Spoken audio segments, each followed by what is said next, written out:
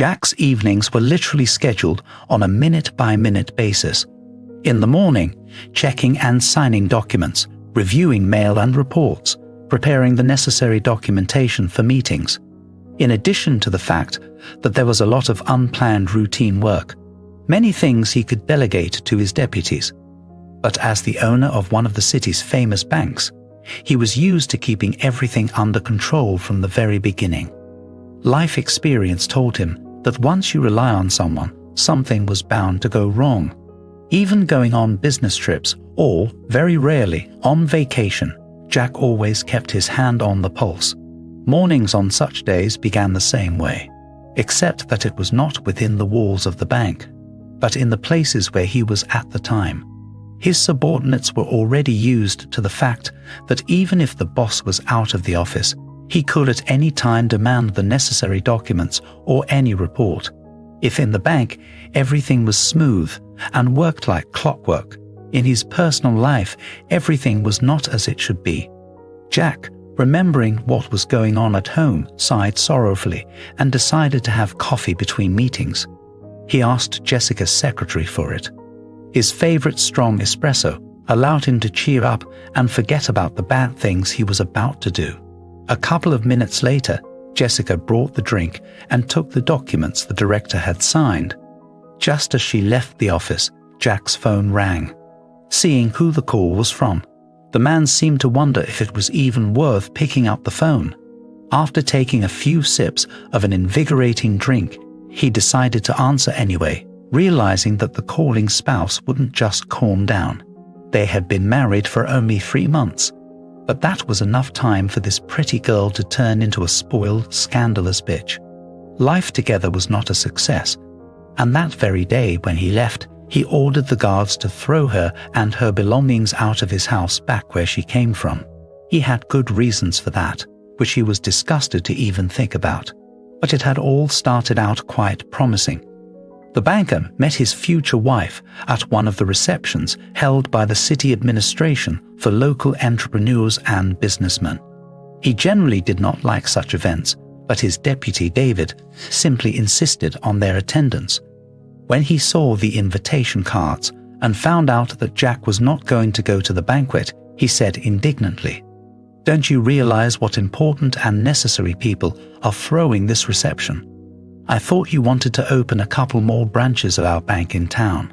Well, I've heard that the administration has some good deals, but they're not for everybody." He winked conspiratorially, and Jack decided once again to listen to his friend. After all these years, he had always had the right sense of lucrative business moves. The evening was very pompous, with richly laid tables and well-trained waiters. It was clear that the audience was composed solely of a certain circle. The men were all in suits, and the women were putting on costumes and jewelry that would have dazzled the stars of the Cannes Film Festival. Some of the beauties were clearly invited and served as a definite decoration to this banquet. "Look how the blonde at the window is devouring you," David whispered with a wink. He was a womanizer, having a wife and 2 sons. David never missed an opportunity to have an affair on the side, which Jack didn't like at all. He even tried several times to talk to his friend about it, but he just guffawed. "Come on, Jack. A good leftist strengthens a marriage. I only love my wife, and this is just an infatuation." Jack realized it was no use. He had to figure it out for himself and never came back to the subject. At that banquet, Jack did look in the blonde's direction. The girl was undeniably charming. Curly curls fell down her shoulder, and her huge brown eyes, framed by long, thick lashes, seemed bottomless. When she caught his gaze, she seemed embarrassed and blushed. I must say, it looked very natural. Jack understood. At her age, and the lady was clearly much younger than him, it was not so difficult to look attractive. Youth and freshness were the main trump cards of such beauties. His thoughts on female attractiveness were interrupted by David, who took him to some gentleman they needed for their business. After a while, Jack had already forgotten about the charming blonde, but the girl apparently had her own plans for him. Over the course of the evening, she several times, ostensibly quite by accident, happened to be next to him. After a while, Jack didn't even realize how their acquaintance began.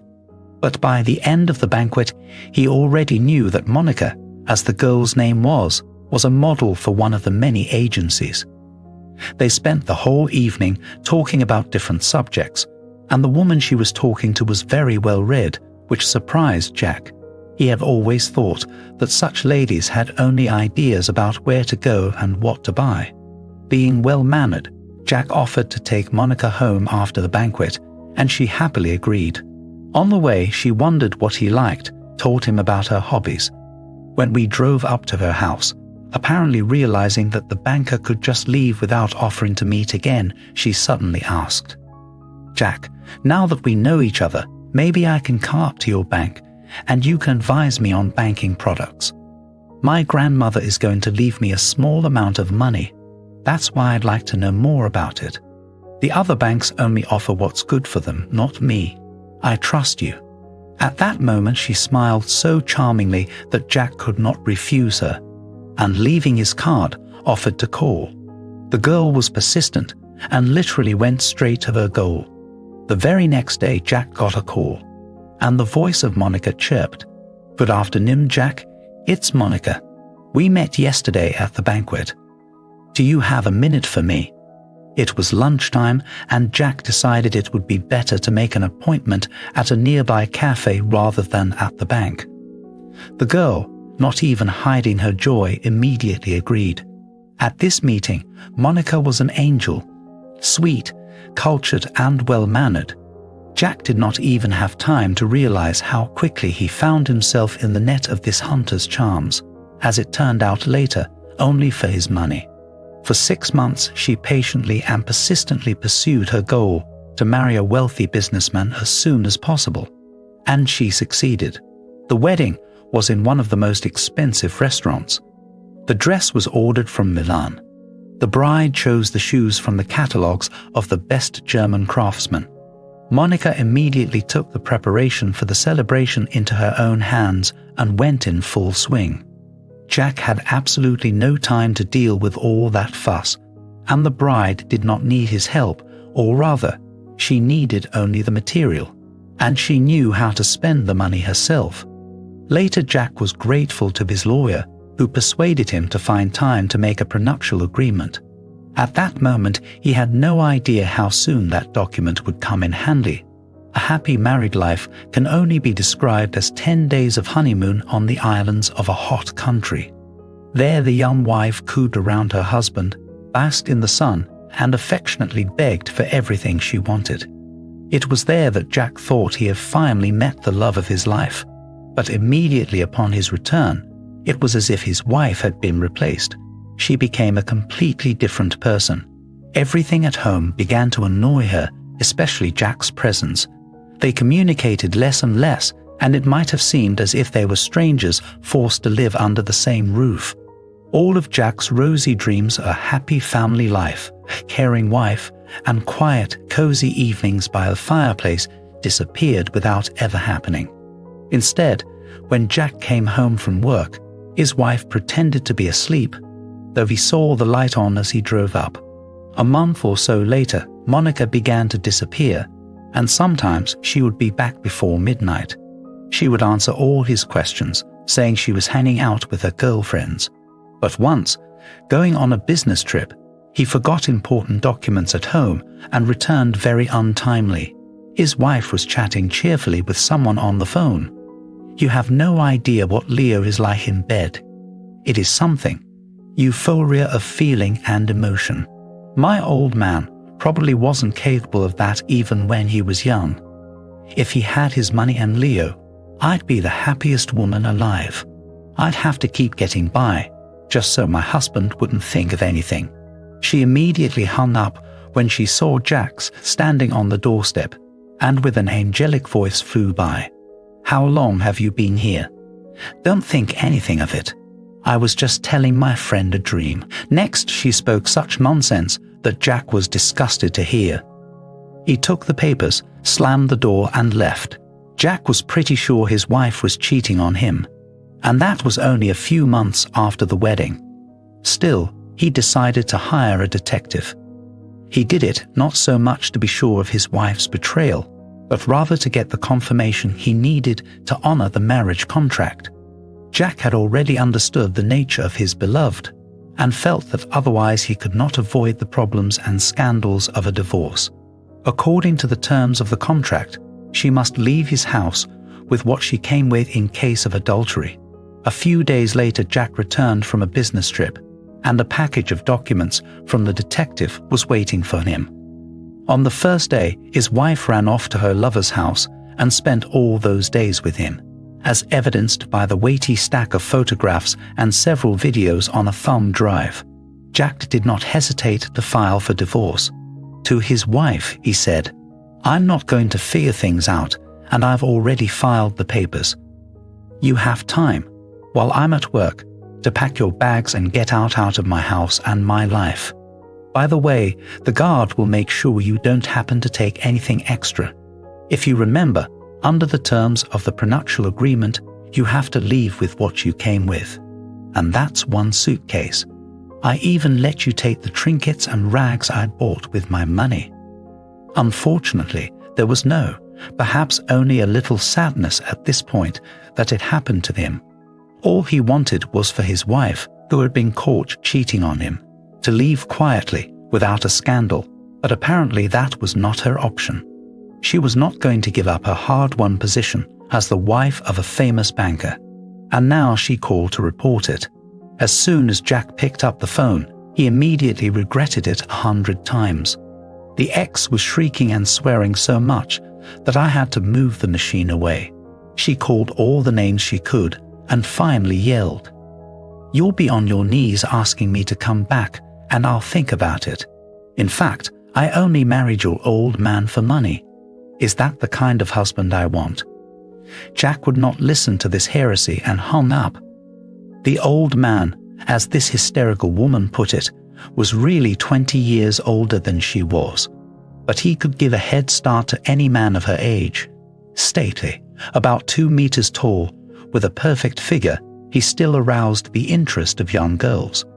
And these were admiring glances not at his purse, but at him as a man. Despite his busy schedule, he regularly went to the gym and tried to take care of himself. After the conversation, if it could even be called a conversation with his wife, Jack wondered how fast time flies. He had already been called an old man, but yesterday he had been sitting in his village barn, lustily reading books. Back then, as a child, he liked that secret place where no one could disturb him, and as soon as he managed to get a new book somewhere, he rushed there. He read a lot and everything. The local library no longer had anything new for him, so he begged his fellow villagers for books from their old stock. It was as if Jack was transported to that distant time and immediately heard his mother's voice. "Jack, little devil, where are you hiding again? If I find it, I'll ask you. You must have got some book somewhere, and your mother must feed the chickens. Oh, if I catch you, I'll burn all your waste paper." That's what she called all the books she found at home. Jack knew in his heart his mother wouldn't do that. After all, he was given books to read, which meant that if he burned them, he would have to pay for them. So he kept begging his neighbors for a book and spent hours and hours reading page after page. He had the unpleasant job of cleaning up the manure behind his only cow, and he tried to put it off to the last, as if hoping that it would do itself. Apart from helping with the household, which they had quite a few, chickens, geese, a couple of turkeys and a cow, Jack loved to learn.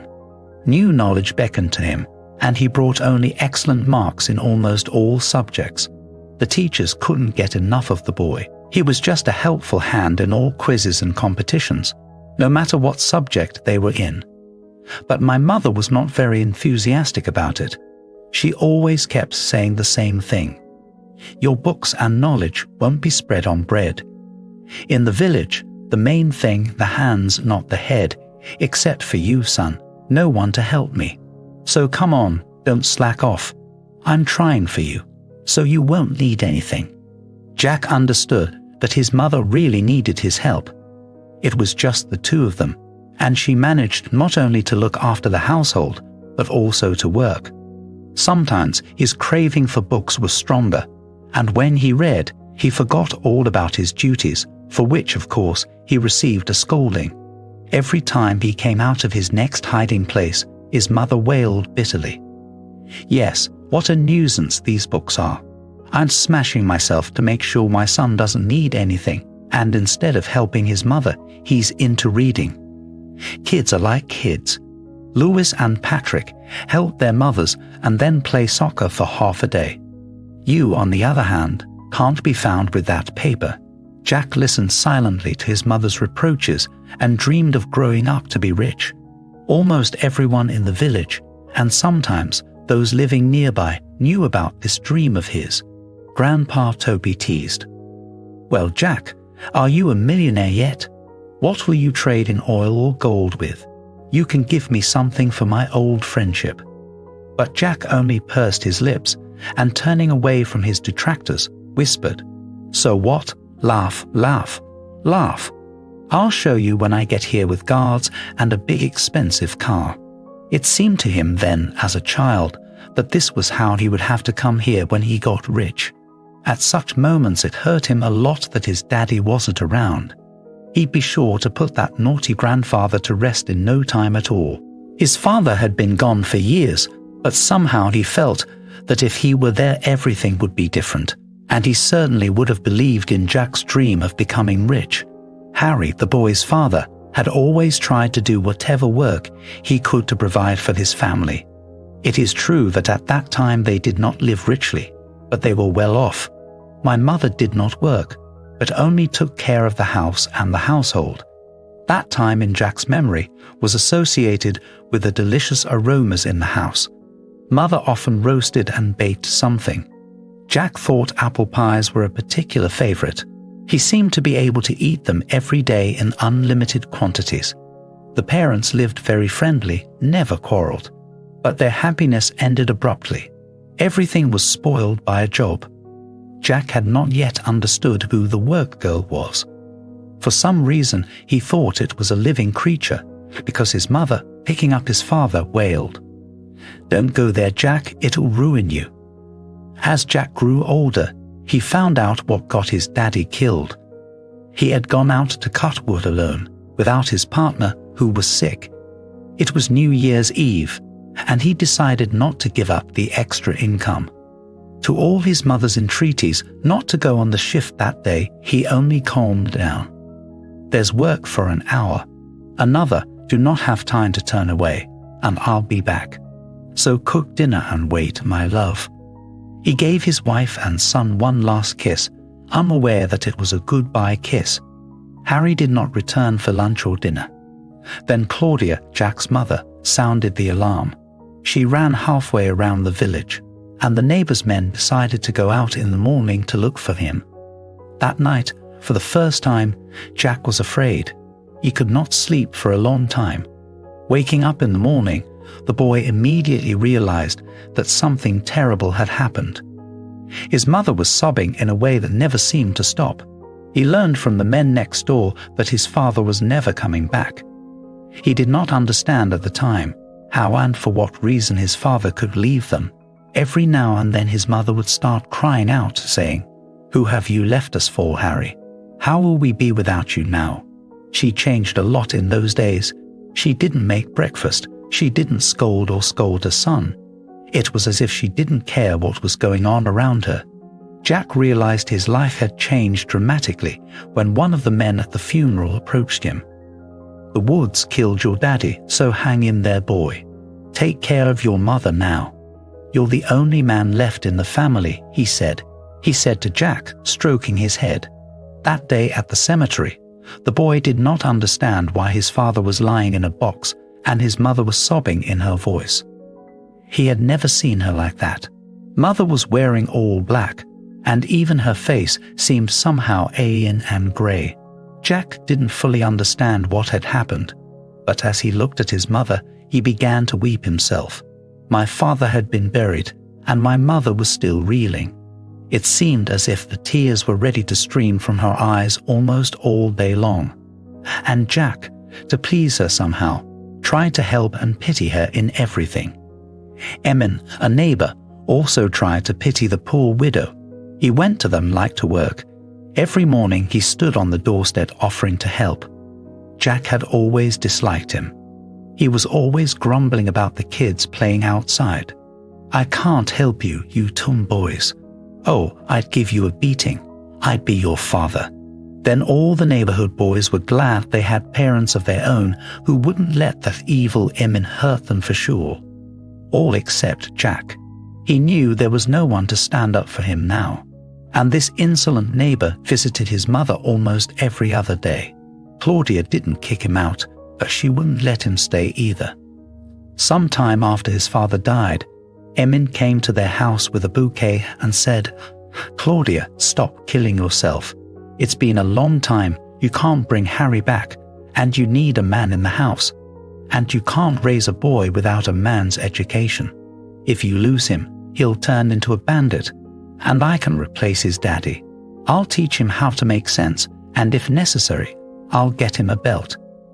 He looked at Jack menacingly, but met the boy's prickly gaze. As if coming to his senses, he patted him on the head and said in a different voice, "Yeah, don't worry, kid. I was just kidding. I'll give you a hint. I'll help you. But hitting is not my way. You can't hit kids, can you?" He winked, as if to make Jack happy. But Jack had realized long ago that if this Emin settled in his and his mother's house, the peace and quiet would end quickly. The mother, seeing how her son looked at her neighbor like a little wolf every time he showed up, was in no hurry to agree to Emin's proposal to get back together. And so it went on. The neighbor became a regular visitor to their house. Jack tried, as soon as he showed up, to take a book and leave the house so he wouldn't have to see or hear the bastard. Everything about him was false, unnatural or something. From day one, the boy disliked his newfound fiancé and tried in every way to avoid communicating with him. But Jack had no time to think about it. He devoted all his energy to his studies. The boy knew perfectly well that he could reach his goal only through knowledge and good education. The goal was still to become a businessman. In high school, he was the best student in the school and had already clearly decided where he was going to study. Jack was actively preparing for the examinations for one of the best financial and economic academies, which was in the nearest city to them. In addition to studying, he had time in the morning, before and after school, to do everything around the house. By that time, his mother had left only chickens and a cow and bought a black bull. But that did not make her worries any less. And when you consider that my mother had gone to work in the district center, Jack managed to cook something during her shifts. Of course, they weren't pies or gourmet meals, but he could fry or stew potatoes or boil pasta. The day Jack left for school, his mother set the table and baked his favorite apple pies. But when he got home, his high spirits were gone in a flash. Emin was sitting at the table, and there was a finished bottle of vodka in front of him. Judging by his mood, it was not the first bottle of vodka of the day. Oh, the graduate is back. Now my mother will be sure to have some peace of mind about the farm, and if I move in with you, we'll buy turkeys and pigs and start farming. Jack, I'm going to make you head of this farm.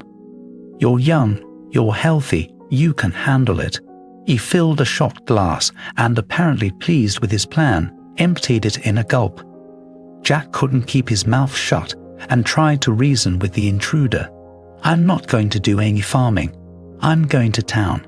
I'm going back to school. Living the way you do, no thank you. And by the way, this isn't a tavern or an inn. You should go somewhere else to sip your vodka. And don't go to your mother's again. She doesn't want an alcoholic husband. Before Jack knew it, his neighbor jumped up and slapped him. He could have hit back, of course, but I guess his manners and common sense got the better of him. The guy just put his hand up to retaliate, but immediately put it down. What struck him most was not that the neighbor felt he was the boss, but that the mother, with only a gasp, covered her mouth with her hands, and did not even intercede for her son.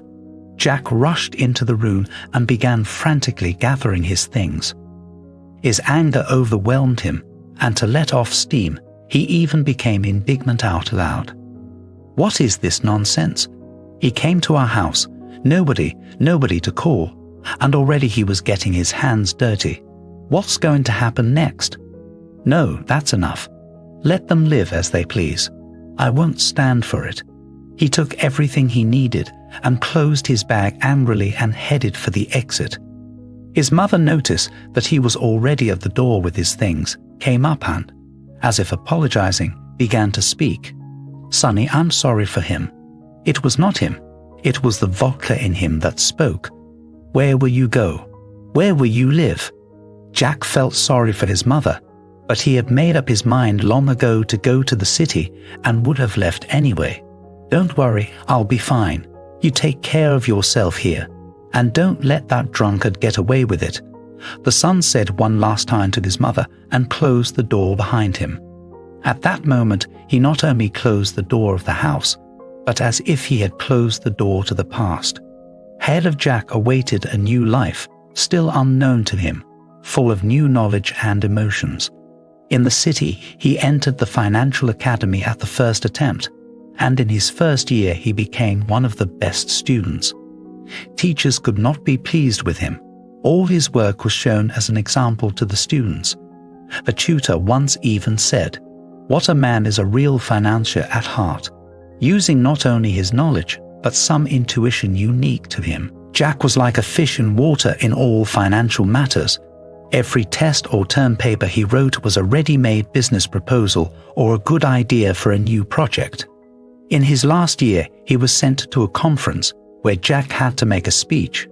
The topic was very complicated, but the guy wanted to present the academy in the best possible light, and he spent a whole week staying up all night preparing for the speech. He tried to cover it in its entirety with lots of necessary formulas and proofs. The speech went off without a hitch, and after a second pause, there was a standing ovation. Jack was happy to be understood and accepted, and after the presentation, one of the jurors approached him. The man offered him a job after graduation at his very famous financial company in the city, and Jack promised to think about it. But at that moment, he decided for himself that he would definitely take it. It was a wonderful prospect to apply his knowledge and projects in practice, and not anywhere, but in a large firm. It was a dream for any young professional, and he decided to take the chance. Jack graduated from the academy with honors, which no teacher doubted. Literally right after graduation, he went to apply for a job, having previously called Richard, the one who had offered the job. From his first day on the job, he was in his environment. Numbers, formulas, charts. He was willing to do it around the clock. The guy was literally a generator of new ideas and suggestions. He was immediately noticed by management, and he began to move up the career ladder very quickly. After 6 months, he was employed as a specialist, and already in 6 months, he was the head of the department. The team was in general quite good, and was pleased with the appointment of a new creative chief, but there were enough spiteful people who whispered behind his back, saying that Richard had brought in some relative and now promotes him. Jack did not pay attention to such gossip. After all, knowledgeable people saw the results of his work and could appreciate them. Emily helped a lot at the first time in the new place. She was the head of the department, which Jack took over 6 months later. Emily was promoted to deputy director and happily passed all the business in the department to him.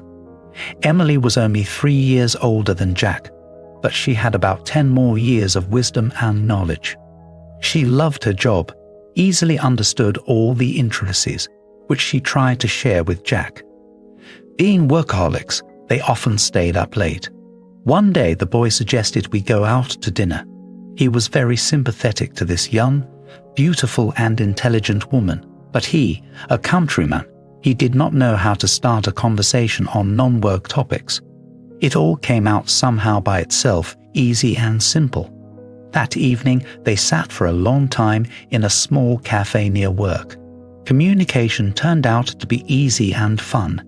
Emily turned out to be a very well-read and interesting person to talk to, and they had a lot in common when they were not at work. They loved the same time of year, the same movies and books, even started saying the same thing several times at the same time in conversation. Jack was very at ease with Emily. He didn't want to part at all. That evening, after walking her home, he suggested we meet again the next day for a walk. Emily happily agreed, and the young people started dating. Perhaps Jack would have even married the girl, but it was at that time that the chance to become a director of a newly opened branch in another city loomed. His lifelong dream might have been closer, and he couldn't trade it for everyday life, diapers and raspberries. That was how he saw family life. And for him, his career was the most important thing right now. Emily had hinted several times that she wanted a child, but he tried to avoid the subject. As soon as Jack's career issue was solved, he plucked up courage and started talking. "Emily, forgive me for God's sake. But right now there is no way we can be together, or rather, we can still date, but marriage, family, that's not for me right now. Don't get me wrong, I've been working toward this goal since I was a kid, and I can't just stop there. You're a smart girl, you understand everything. Maybe in a few years it will happen, but not today, not now." Emily listened silently, kissed him, and answered quietly, "Of course I understand you, and I wish you nothing but good luck, my good man." At that moment she held herself very well, and no one knew what was really going on in the soul of this fragile but very strong woman. After that conversation, she tried to make all sorts of excuses to avoid meeting Jack, and one day he, not meeting her at work in the morning, found out that Emily had quit, but it was strange. She had not talked about it. Jack rushed after work to her house, and she wasn't there either. Jack drove there for days on end, until a neighbor told him that Emily had given up the keys to her landlady's apartment and had left in an unknown direction.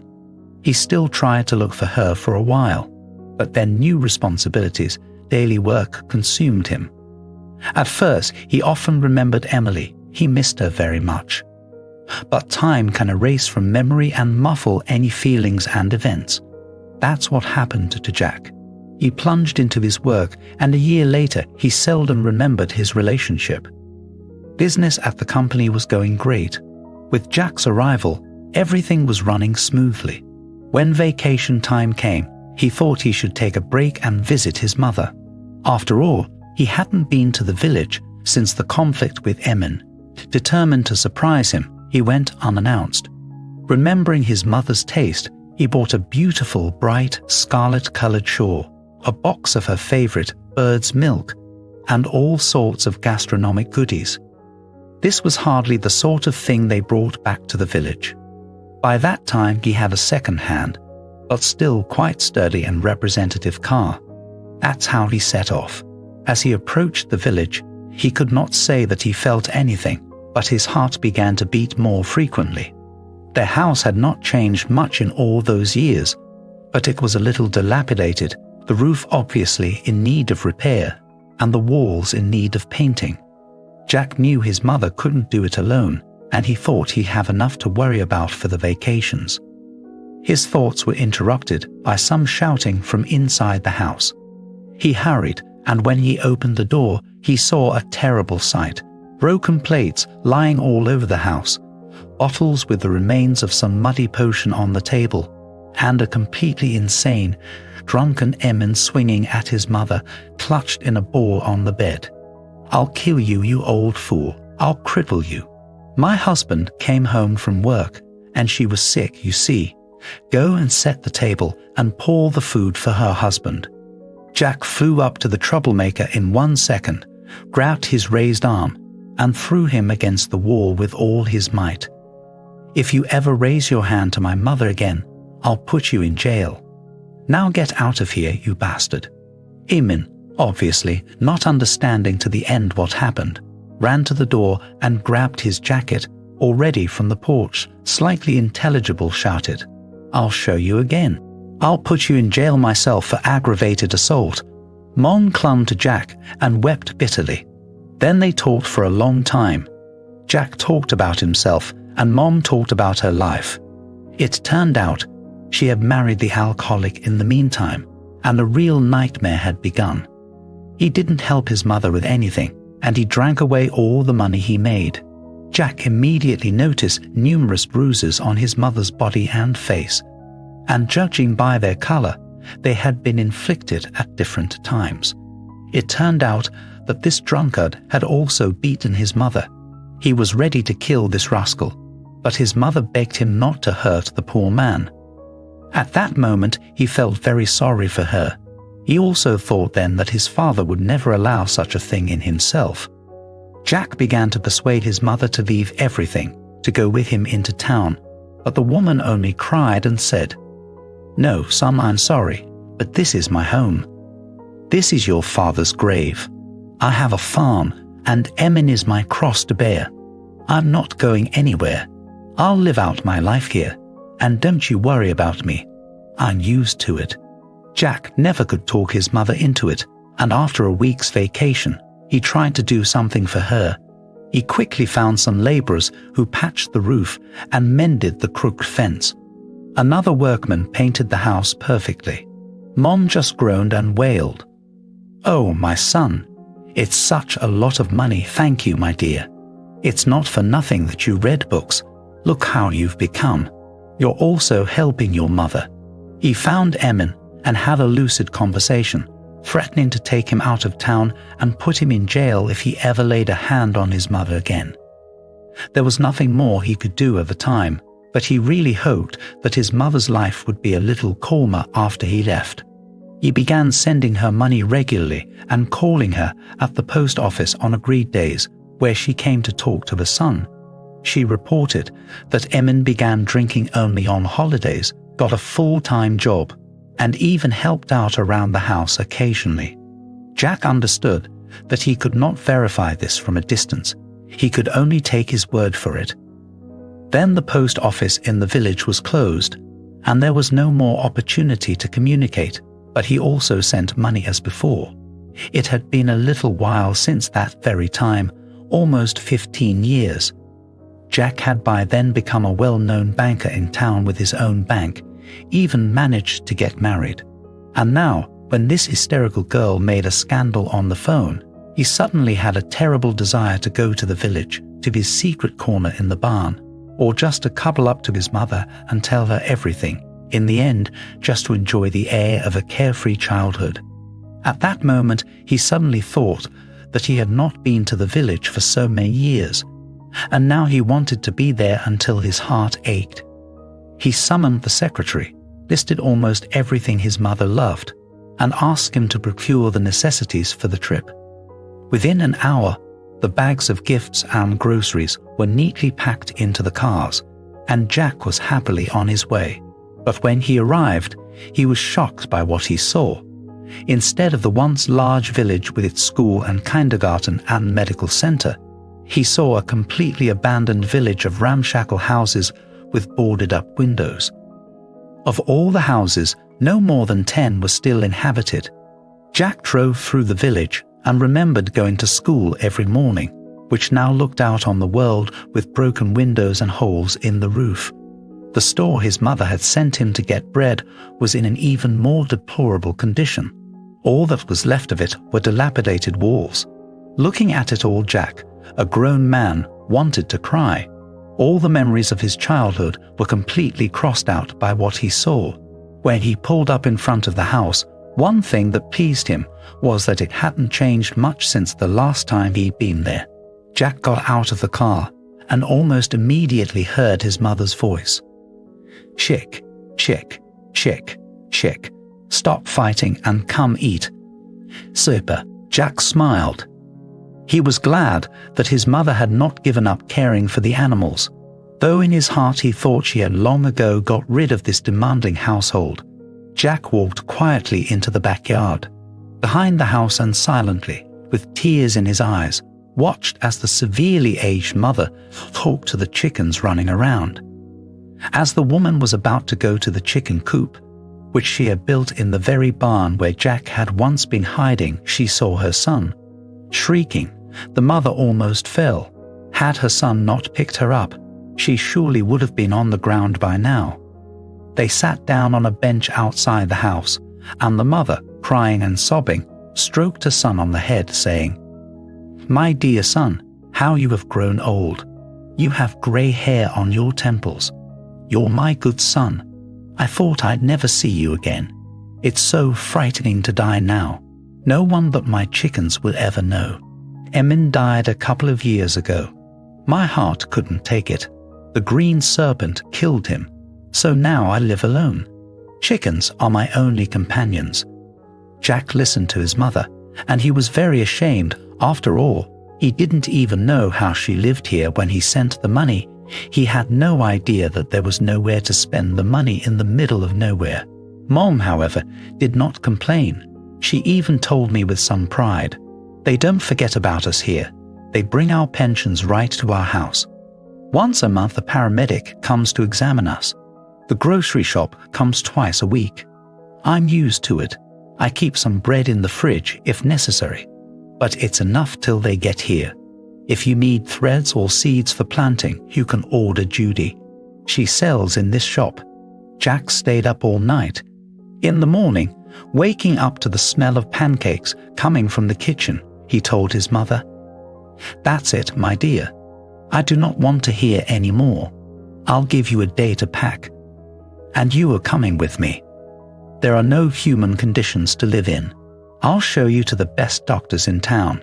If you don't want to live with me, you'll live next door. I'll visit you every day. I promise to bring you to your father's grave on every anniversary." My mother didn't even resist. She just asked timidly, "I don't mind, son, but where should I put my chickens?" "I should sell them." Jack, having his mother, answered, "Mother, just give them to the neighbors who are closer." The whole day passed in the hustle and bustle of packing. Mom, as if rejuvenated, happily packing, running to the neighbors through the house, giving everything she could. Jack decided to spend one more night at his father's house before heading out in the morning. As a child, he loved to watch the sunrise, sitting on the porch, wrapped in a blanket. So this morning, waking up very early, he did the same.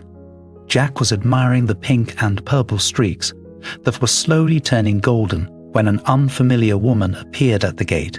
She said timidly, "Good morning. Does Selesnyova live in this house?" Jack, hearing his mother's last name, nodded affirmatively.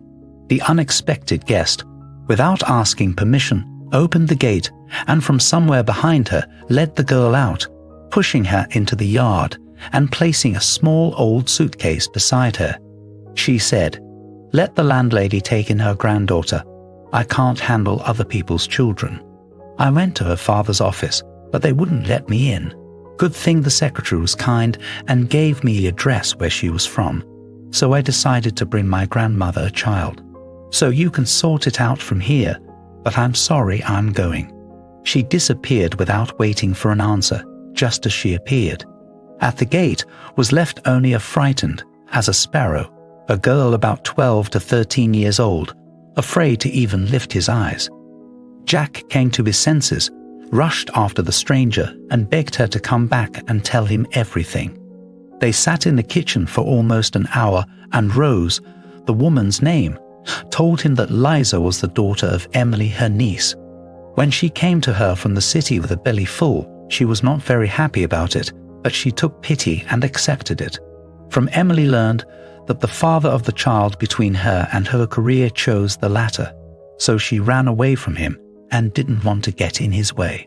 I wasn't happy about it, but I didn't want to put my pregnant niece out on the street. Rose continued her story. In my heart, I hoped that the father would come to his senses and show up. But as the years went by, nothing changed. It would have been all right. Somehow we lived all these years. But recently Emily was found to have an incurable disease, and it was too late. She burned out like a candle.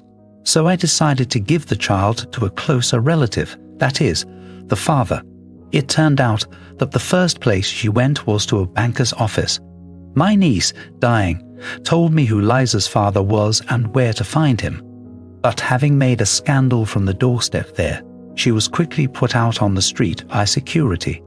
After receiving the address from the kind-hearted secretary, she decided to take the girl to the village to his parents, or rather to his mother. Rose told everything, said goodbye and left, while Jack and his mother, trying to comprehend what had happened, began to get ready for the road. Liza sat silently on the corner of the bed all morning, looking at them like a wolf. Claudia was frightened. Wasn't the girl born mute, so she asked the child.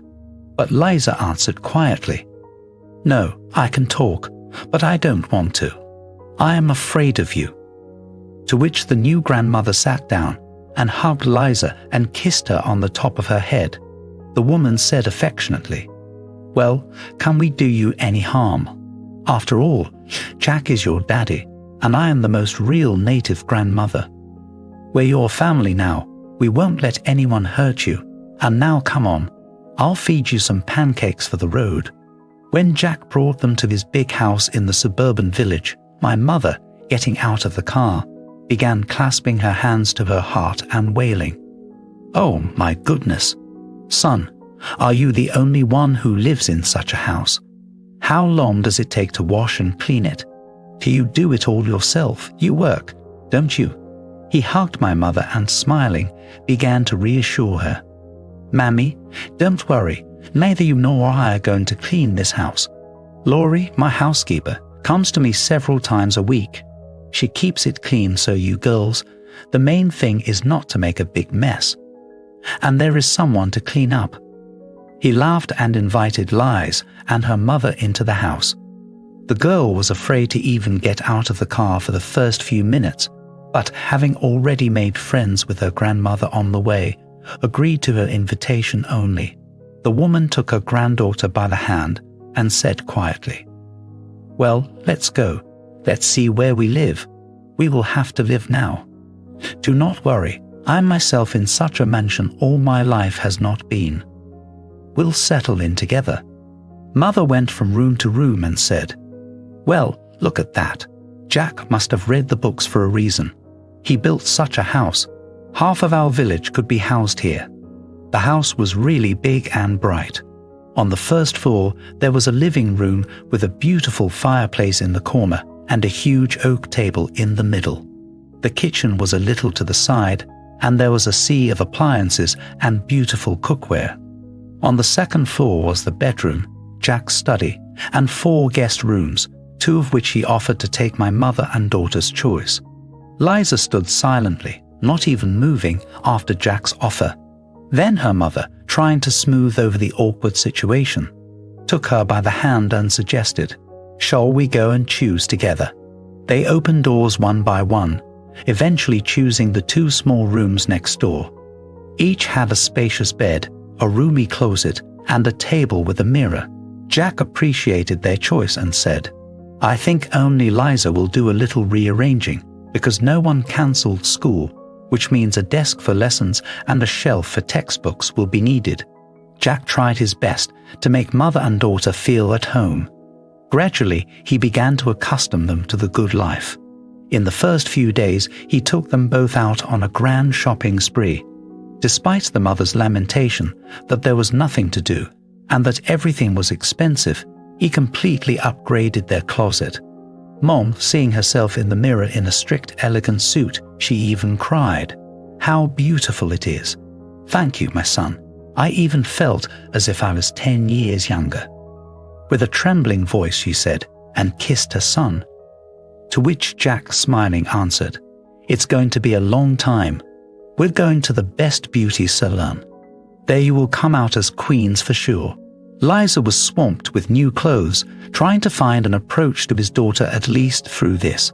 After all, she still does not say anything to him except "thank you" and "hello," from which he tried to wean her nothing. But she and her grandmother became real friends. Jack had to involve his mother if he wanted to ask or learn something from his daughter. They bought everything they needed for school and were on their way to the car when Jack heard a familiar voice call. "Jack, what a meeting! Who was so lucky?" There are so many new clothes. I did not buy so much." The man tried to walk through without stopping. He didn't want to talk to his ex-girlfriend, especially in that tone. But the insolent person blocked their way and with a pallid voice said, "Jack, why don't you introduce me to your companions? As far as I know, I'm still your wife." Jack did not have time to think, as my mother, out of sincerity, already held out her hand Monica and said, "Oh, it's a pleasure. I'm Jack's mother, Claudia. And this is his daughter, Lisa. Son, why didn't you tell me you were married?" He glanced at his ex-girlfriend angrily and almost hissed, "Get out of my way. Do not force the use of force. You will get the divorce papers in a few days from my lawyer." Turning to his companions, he said in a completely different, calm tone, "Well, my beauties, let's go home. Don't pay any attention to this person. She's not worth it." When they returned, the assistant lawyer had not yet left, and seeing the transformed Claudia and Lisa splashing her hands, enthusiastically said, "What kind of beauties are these? Claudia, Lisa, you are unrecognizable. You are now ladies of the world after all." Jack's mother, smiling happily, even twirled around, showing herself from all sides, and Lisa was embarrassed, blushing heavily. Her grandmother immediately took her by the hand. "Well, what do you say, my dear? This outfit suits you very well. You and I now have to get used to walk in such beauty." Liza was placed in a fee-paying gymnasium, where each class was only 5 or 6 people, and the children were obviously not from simple families. Every morning Jack would take her to class, and in the evening he would either pick her up himself or send a security guard. The girl was withdrawn, but she was an excellent student from day one. Jack was a city man about it. He even told his mother once, "I had Lisa in me. She wouldn't let books out of her hands. I showed her where my library was, and she wouldn't come out of there." Life in the house went smoothly. Mama always found something to do. She could bake pies or go mushroom and berry picking in the nearby forest. Liza was studying. Jack was gone all day at work. A couple of months after he moved his daughter and mother in, everything took a turn for the worse. Jack had to stay late at work that day. A serious debriefing meeting was coming up the next day. He asked Frodo, the security guard, to pick up Lisa. He had already picked her up near the school several times and taken her home. The girl would go out to the gate after school and wait. It was inconvenient and far away to get there on her own. The phone ringing sounded alarming to Jack. It was Frodo. "Boss, your daughter is nowhere to be found." I waited, then I went to the school.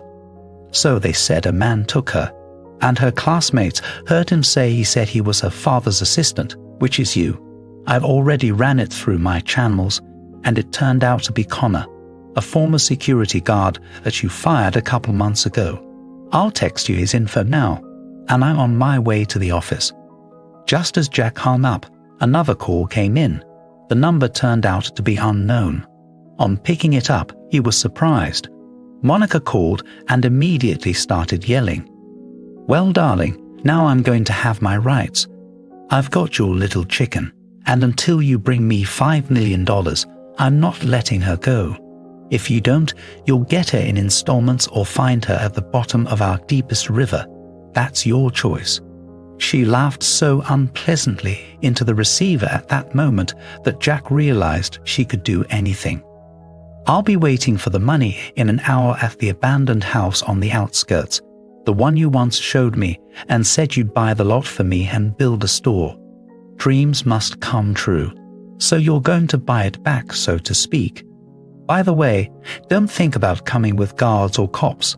I have a protector with a gun. You probably remember Connor. He's my boyfriend now, so to speak. He's very angry with you and he's armed. At least give me a couple of hours." Jack tried to haggle, hoping to figure out how to solve this without hurting his daughter. But the ex was relentless and growled into the phone. 1 hour, and not a minute more. Jack immediately called the bank's head of security and quickly told him what had happened. Within half an hour, Jack was rushing to the specified address, and about the rest he knew he could not have bothered. If his security officer, who had a lot of combat experience in hot spots under his belt, took charge of it, Jack could be at ease. His supervisor only asked him to pull at least 5 minutes on the spot. When he arrived, he saw his daughter with her eyes closed and tied to some dirty wood in the middle of a dilapidated house. He immediately rushed to her. "Liza, my daughter, what have they done to you?" From the darkness of the next room came Monica and Connor, holding a gun at the ready. "Nothing happened to your princess.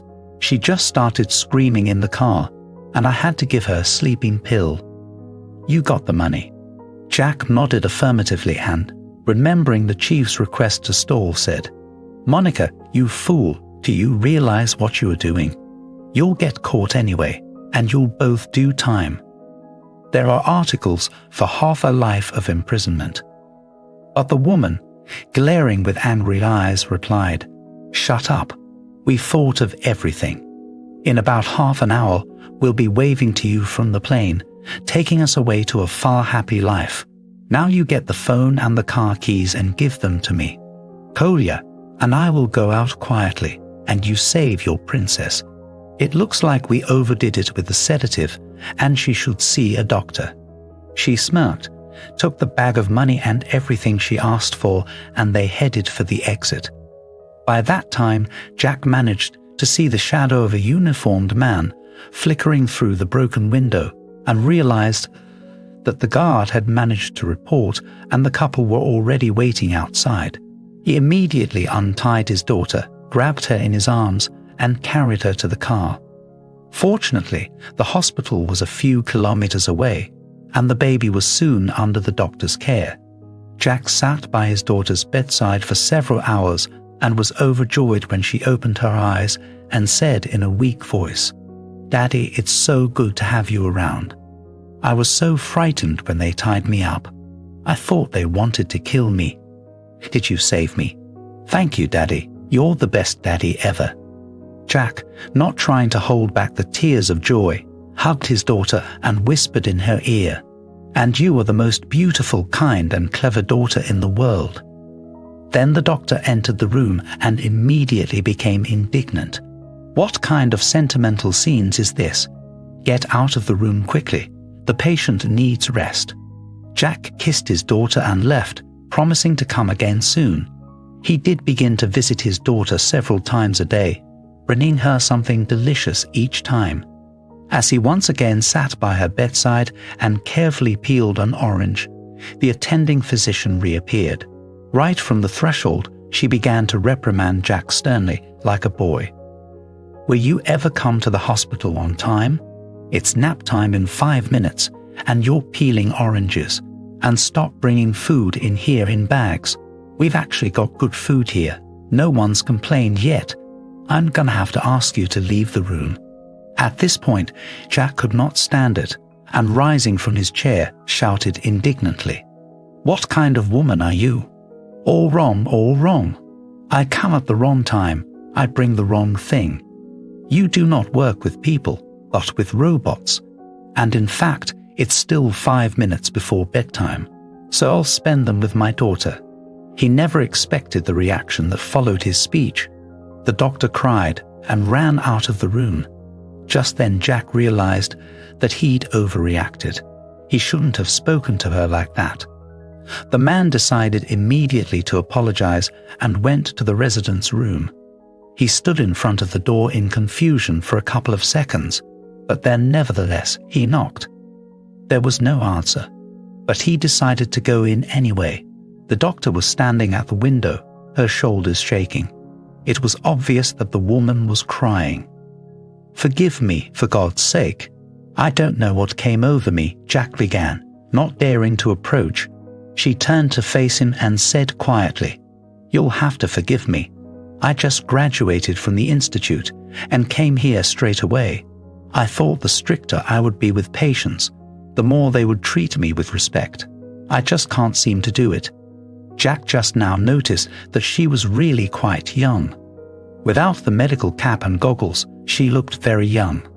Katie, that was the doctor's name, offered tea until there were any new patients. They talked for a long time, and Jack had an easy time with this girl. She turned out to be very cheerful and direct, and every time she laughed gleefully at Jack's jokes. They parted that day as people who had known each other for a long time. Now every time he came to visit his daughter, Jack always looked into the resident's room and left a beautiful bouquet. A few days before Liza's discharge, he asked Katie to meet him in the evening at a restaurant, and she did not refuse. After a wonderful evening, they took a long walk along the autumn streets, and Jack understood. He did not want to part with Katie, but at the same time, he did not even think about marriage. He remembered how Emin had tried to become his father and how it had turned out. Jack absolutely did not want his newly established relationship with his daughter to be tainted by his relationship with his mother. No, Katie, of course, was a beautiful and kind girl, but he absolutely did not want to change the relationship with his daughter and experience the horrors of married life, as with Monica. So he tried not to think about the subject of marriage. They just kept seeing each other and didn't bring up the future. Katie visited Jack several times. They immediately found common ground with his mother, as well as with Liza. A couple of times, they all went on a picnic together to the nearest lake, and Jack, watching from the side, the three women close to him, really enjoyed it. On one of these trips, the daughter, having broken away from another game with Katie, came up and snuggled up to her father. "Daddy, Katie is so good. I really want her to be my mother. You're going to get married someday anyway. Let's marry her. She's very kind and likes ice cream like me, crème brûlée. Promise me you'll get married and Katie, and I will wear white dresses." Jack, smiling, stroked his daughter on the head and said, "Well, as long as you're doing well, I'm ready to marry her.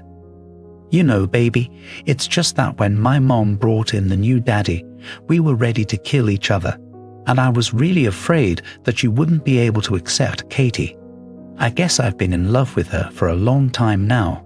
He winked at his daughter and kissed her and whispered, "I can't today. There is no ring necessary for this ritual, and tomorrow I swear in front of you and Grandma, inviting you to dinner to propose." Liza laughed and also whispered conspiratorially, "Daddy, how old-fashioned you are. I knew from the first day, when you were still fighting in the ward, that you were so cool. I couldn't even dream that I would have so many family members at once. Now I have a daddy, a grandmother, and I'm begging you, Katie's mom." A month later, a very modest, no dresses from Milan, wedding was scheduled. It could even have been called a simple marriage registration if it weren't for David's holiday lover. He was the first to suggest a banquet for the occasion and, to Jack's surprise, showed up with his family. Modestly, without pathos, marking the event, the newlyweds, after a due date, delighted the local gossip girls, walking around with a stroller where two twins were sweetly sleeping. No one cared whether they were boys or girls. Everyone was sure that this family would be difficult to separate or destroy. The happiest person was Mama. 3 times Grandma, never tired of cooing over her grandchildren.